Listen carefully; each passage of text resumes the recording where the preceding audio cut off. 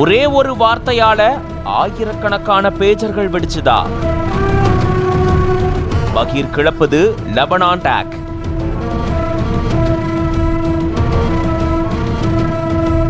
நூற்றுக்கணக்கான இடங்கள்ல ஆயிரக்கணக்கான பேஜர்கள் வெடிச்சதுல பல்லாயிரக்கணக்கான மக்கள் கொத்து கொத்தா சாய்ந்த சம்பவம் மொத்த உலகையுமே உலுக்கியிருக்கு.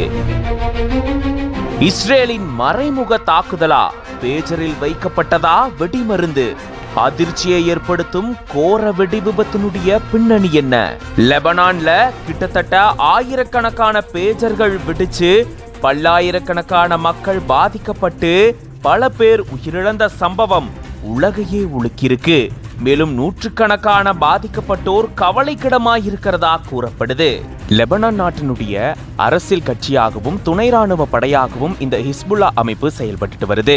ஹிஸ்புல்லா அமைப்பை அமெரிக்கா, ஐரோப்பிய நாடுகள்ல தீவிரவாத அமைப்பா அறிவிச்சிருக்காங்க. இஸ்ரேலினுடைய ராணுவம் இவங்களை கண்காணிக்காத வகையில இவங்களுக்குனே பிரத்யேகமா அட்வான்ஸ்டு டெக்னாலஜியை கொண்ட பேஜர்களை பயன்படுத்திட்டு வந்ததா கூறப்படுது. ஹிஸ்புல்லா போராளிகள் பயன்படுத்தின பேஜர்கள் தான் இப்போ ஆயிரக்கணக்கில் வெடிச்சிருக்கு. லெபனான் பெய்ரூட் பகுதியில நூற்றுக்கணக்கான இடங்கள்ல ஹிஸ்புல்லா போராளிகளுடைய ஆயிரக்கணக்கான பேஜர்கள் வெடிச்சதுல கிட்டத்தட்ட 2000க்கும் மேற்பட்டோர் இதுல பாதிக்கப்பட்டதா கூறப்படுது.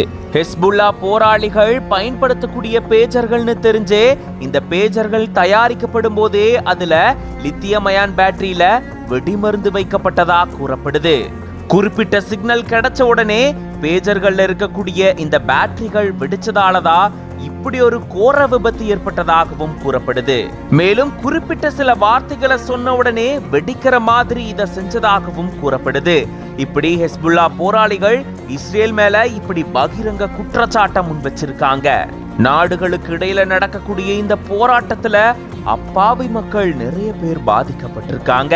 இந்த விபத்துல 12க்கும் மேற்பட்டோர் உயிரிழந்ததா கூறப்படுது. 10 வயதான ஹிஸ்புல்லா அமைப்பை சேர்ந்த சிறுமியும் உயிரிழந்ததா கூறப்படுது. மேலும் உயிரிழப்புகள் அதிகரிக்க கூடலாம் அப்படின்னு சொல்லப்படுது. இந்த சம்பவம் மொத்த உலகையே உலுக்கியிருக்கு.